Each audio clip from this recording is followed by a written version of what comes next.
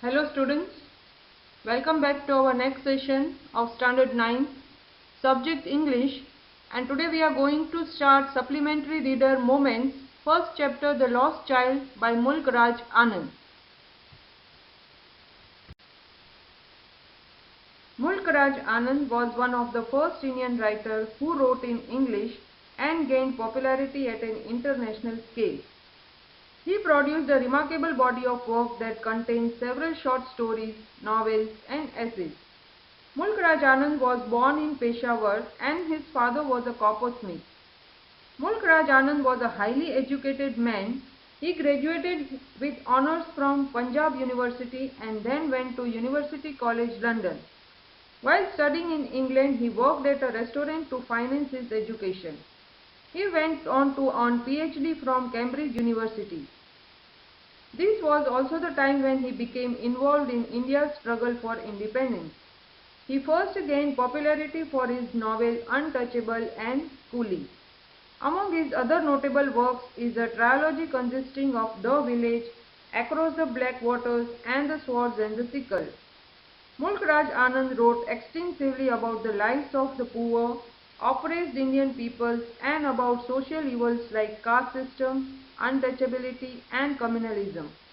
Through his empathetic portrayal of lives of the common Indian people, he provided stark social commentaries on the structure of society. Mulk Raj Anand is regarded as one of the founding figures of Indian English literature.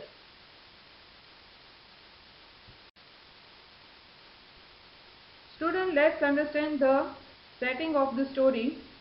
The story is set in an Indian village around the time of independence. Set during springtime, the story offers a look into a period of time in history when changing seasons were celebrated with fairs which offered simple pleasures like the sweetmeat seller, the flower seller, the snake charmer, a bamboo seller, etc. The time period is emphasized further by mentions of mode of transportation such as people riding on horses on the roads while the other rode in the bamboo and bullock carts. So students, let's start the story.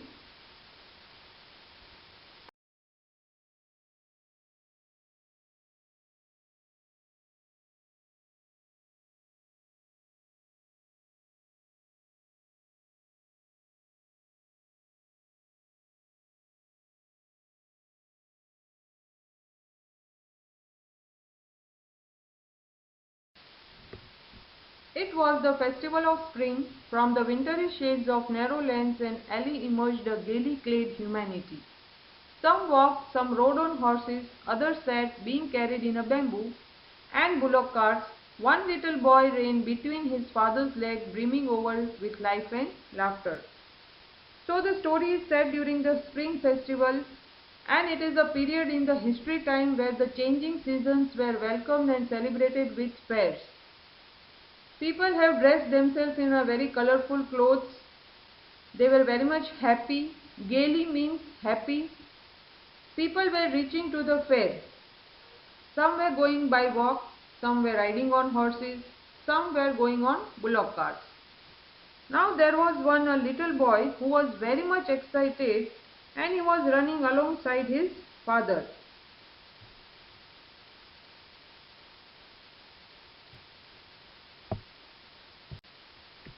"Come child, come," called his parents as he lagged behind. Lagged behind means the child was left behind. So parents has to give a call and parents have reminded him to come along with him.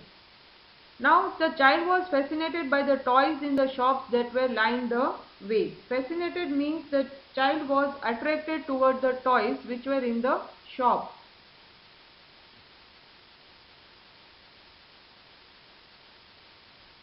He hurried toward his parents, his feet obedient to their call, his eyes still lingering on the receding toys. The child goes to the parents and feels the urge to tell his parents that he wants the toys. Now here, lingering means lasting for a long time, means the child was still seeing towards the toys. Yes, receding means left behind as he walked ahead. So when he went near the parents, still he was looking back to those toys which were in the shops, and he wanted that toys. As he came to where they had stopped to wait for him, he could not suppress the desire of his heart. Suppress means to put an end. So he does not want to put an end to his wish that he want to buy the toys, even though he well knew the old cold stare of refusal in their eyes. So the child was also knowing that the parents will not buy the toys for him. Why? Because there was a look on their faces that they will refuse. I want that toy, he pleaded. Pleaded means requested. So the child is here requesting that he wants to purchase the toy, though he was knowing that his parents will refuse. His father looked at him red-eyed in his familiar tyrant's way. Tyrant is a ruler who is very much cruel and oppressive. So his mother, melted by free spirit of the day, was tender, and giving him her finger to hold, said, "Look, child, what is before you." So here, when one side the father is giving the strict look, mother is gently tries to distract him by showing him the flowering mustard field. It was the flowering mustard field, pale like melting gold as it swept across miles and miles of even land. A group of dragonflies were bustling about on their gaudy purple wings, intercepting the flight of lone black bee or butterfly in search of sweetness from the flowers. Students, here gaudy means extremely bright and showy. So now the children looked the dragonflies, who were very much bright and showy, yes, having the purple wings, and they were searching the sweetness from the flower. Now the child followed them in the air with his gaze, till one of them would still stick in his wings and rest, and he would try to catch it. But it would go fluttering, flapping into the air when he had almost caught it in his hand. Then his mother gave a cautionary call, "Come, child, come," on the footpath. So here, when the child begins to chase the dragonflies, again his mother is giving a call him to come back to the footpath. He ran towards his parents gaily and walked abreast of them for a while, being however soon left behind, attracted by the little insects and worms along the footpath that were teeming out from their hiding place to enjoy sunshine. So again, when the parents have given the call to child, the child was again distracted by the insects and worms on the footpath. His parents are again and again calling him to come along with them, but the child is again and again distracted by some or another way.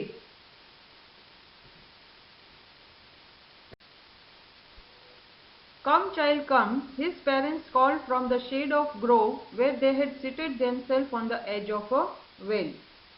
Grove means a small group of trees, yes, and the parents were sitting there, and the child was still lagging behind. He was left behind. So again the parents has to give one call that, "Come, child, come." A shower of young flowers fell upon the child as he entered the grove, and forgetting his parents, he began to gather the raining petals in his hands. So again, when the parents called him from the under the shade of grove they were seated, he ran towards them, but as he enters the grove, flower begins to fall upon him, and he begins to collect the petals of those flowers. But lo, he heard the cooing of doves and ran toward his parents, shouting, "The dove, the dove!" The raining petal dropped from his forgotten hands. So when the child is hearing the doves cooing, he runs toward his parents, dropping the petals, and looked for the dove. "Come, child, come," they called to the child, who had now gone running in a wild capers round the banyan tree, and gathering him up they took the narrow winding footpath which led to the fair through the mustard fields. Now the child begins to run around the banyan tree. His parents pick him up and take a narrow winding footpath through the mustard field as they were reaching to the fair.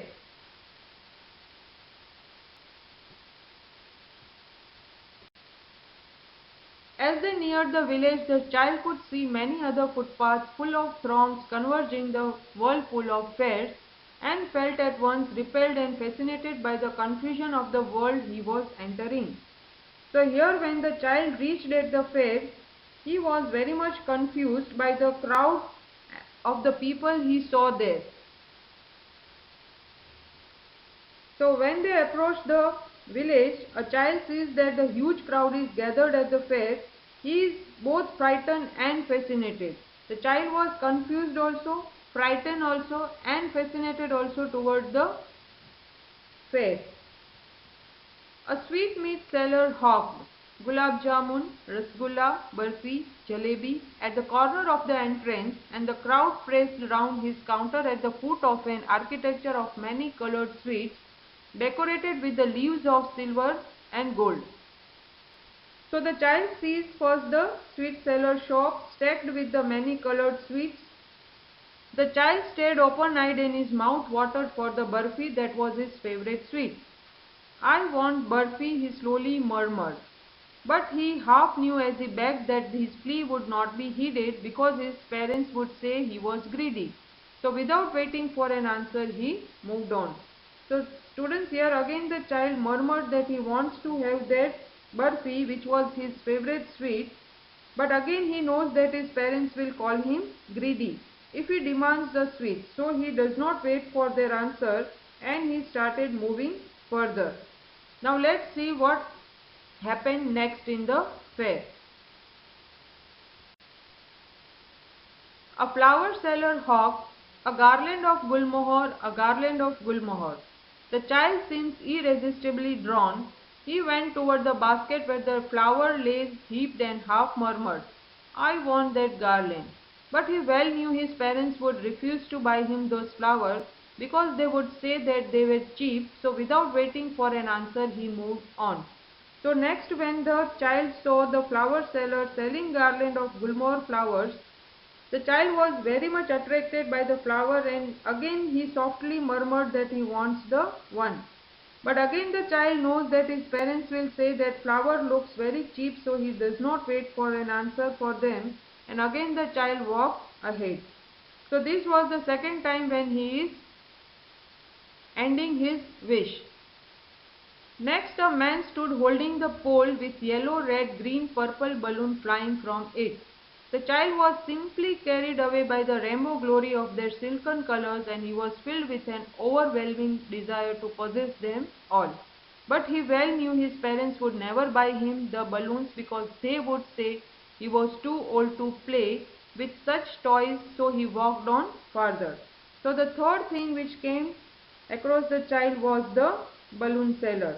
So now when the child sees a man selling balloons of many colors, he wants to get them all, but he knows his parents will say he is too old to play with balloons, and so he walked ahead. Now further the child saw a snake charmer.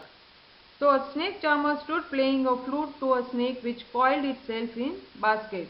Its head raised in a graceful bend like a neck of swan, while the music stole into its invisible ears like the gentle rippling of an invisible waterfall. The child went toward the snake charmers, but knowing his parents had forbidden him to hear such coarse music as the snake charmers played, he proceeded further. Now next what happened? He sees the snake charmers who was playing the music to the snake that is coiled in the basket. Now the child again knows very well that the parents will scold him for listening such coarse music. So again what happened? He started walking further. Now there was a roundabout in full swing. Men, women and children carried away in a whirling motion shrieked and cried with dizzy laughter. The child watched them intently and then he made a bold request, I want to go on roundabout, please father, mother. See students, now what happened? The child comes upon the merry-go-round. He saw grown-ups and their children out laughing and having fun.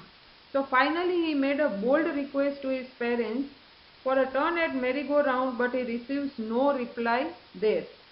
Now let's see further. There was no reply. He turned to look at his parents.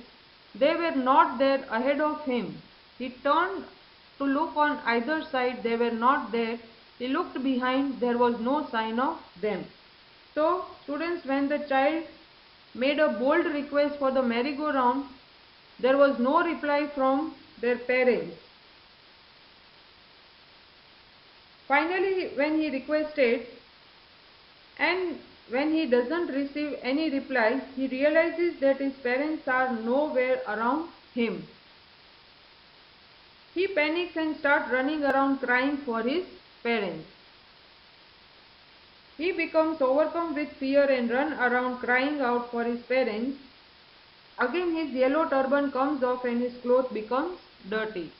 So a full deep cry rose within his dry throat, and with sudden jerk of his body he ran from where he stood, crying in real fear. Mother, father, tears rolled down his eyes. Hot and fierce his flushed face was convulsed with fear. Again the child was panic-stricken. He ran one side first, then another side, hither and thither. In all the directions child went to search his parents, but there were no sign of his parents. He wailed, he yelled for it. His yellow turban also was untied and his clothes also have become muddy. The child has not seen his parents anywhere. Now the child was crying a lot. Having run to and fro in a rage of running for a while, he stood defeated, his cries suppressed into sobs.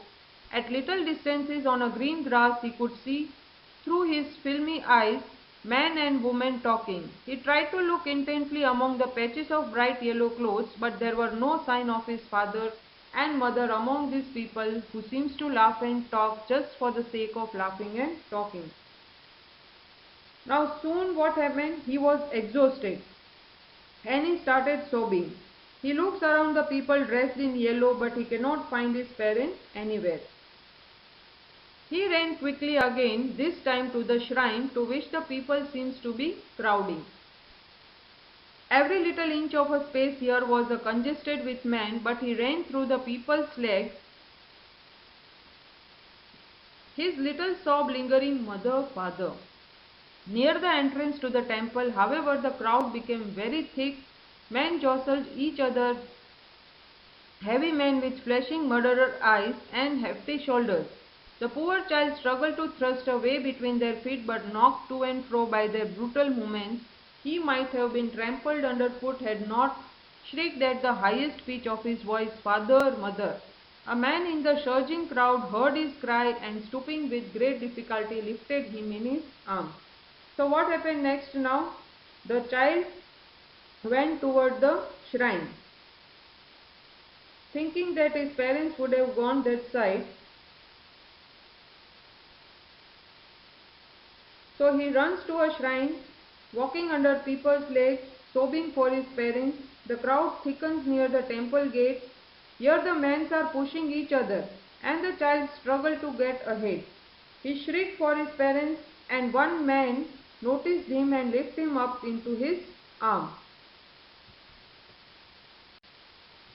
"How did you get here, child? Whose baby are you?" the man asked as they steered clear of Mark. So that man has shielded the child and took him away from the crowd. Now the man is asking the child that who is he, how he came here to be there. Now instead of replying, the child was so much panicked that the child cries more bitterly and weeps for his mother and father. So the child wept more bitterly than ever now and only cried, "I want my mother, I want my father." The man tried to soothe him by taking him to the roundabout. "Will you have a ride on the horse?" he gently asked. They approached the ring. The child's throat tore into thousand shrill sobs, and he only shouted, "I want my mother and I want my father." So here the man is trying to soothe the crying child. The man asked him that if he want to ride the merry-go-round. So again the child says that he just wants his parents back.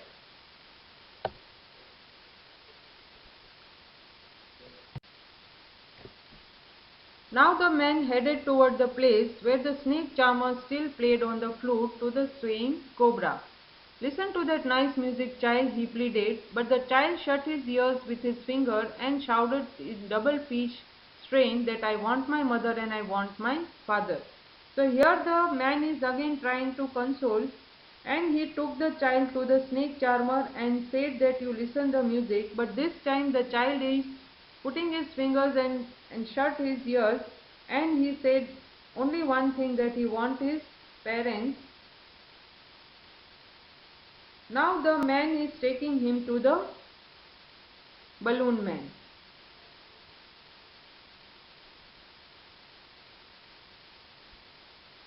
The man took him near the balloons, thinking the bright colors of the balloon would distract the child's attention and quieten him. "Would you like a rainbow-colored balloon?" he persuasively asked. The child turned his eyes from the flying balloon and just sobbed, "I want my mother and I want my father." So here the man offers him to buy the multicolored balloons from the balloon seller, but this time again the child, who was very much fascinated in the starting when he was with his parents, he wanted the balloons, and now when he is getting the same thing, he is turning his eyes away from the balloon and only asking for his mother and father. The man is still trying to make the child happy, bore him to the gate where the flower seller said, "Look, can you smell those nice flowers, child? Would you like a garland to put around your neck?" Yes. So the man is taking him where? To the flower seller. And again the man is asking that, "Would you like to wear the garland of fragrant flowers?" The child, who was attracted in the previous part, now he is turning his nose away from the continuous sobbing of his mother and father. The child turned his nose away from the basket and reiterated his sob, "I want my mother, I want my father." Now lastly the man brings the child near the sweet seller. Thinking to humor his consolated charge by gift of sweets, the man took him to the counter of sweet shop. "What sweet would you like, child?" he asked. The child turned his face from the sweet shop and only sobbed, "I want my mother and I want my father." So when the child was asked to choose his favorite sweet, the child continues to sob and say only one thing, that he wants his mother and his father. So students, here we can understand from the story that the value of relationship over the material goods. The child realizes the true value of his parents once he is separated from them. Again, it also sheds light on the universal fear of children and parents of getting separated from one another, and the result of such calamity as seen in the eyes of the little child.